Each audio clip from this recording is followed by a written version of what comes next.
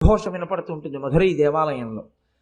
అంత గొప్ప దేవాలయం, అక్కడ ఉండేటటువంటి అమ్మవారి ఆవిర్భావం మాత్రం ఆవిడ స్వయంభూ క్షేత్రం కాదు, ఒకరు ప్రతిష్ఠ చేసింది కాదు. అమ్మవారు అక్కడికి ఎలా వచ్చింది మరి? మీనాక్షి అమ్మవారు అంటే ఆ ప్రాంతాన్ని మలయధ్వజ పాండ్యన్ అనబడేటటువంటి ఒక రాజుగారు పరిపాలిస్తూ ఉండేవాడు. ఆయనకి సంతానం లేదు.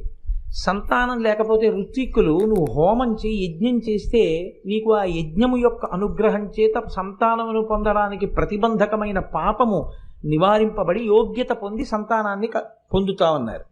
ఆయన యజ్ఞం చేశాడు. యజ్ఞం చేస్తే యజ్ఞంలోంచి ఒక ఆడపిల్ల పైకొచ్చి తండ్రి అని పిలిచి ఆయన దగ్గరికి వచ్చింది. ఆయన సంతోషించి ఆ పిల్లని ఎత్తుకున్నాడు. కానీ ఆ పిల్ల పుడుతూనే 3 స్తన్యములతో పుట్టింది. ఆయన చాలా బెంగ పెట్టుకున్నాడు. ఇదేమిటి ఆడపిల్ల ఇంత వికారంగా 3 స్తన్యములతో ఉంటే లోకంలో ఎవరు ఈమెని భార్య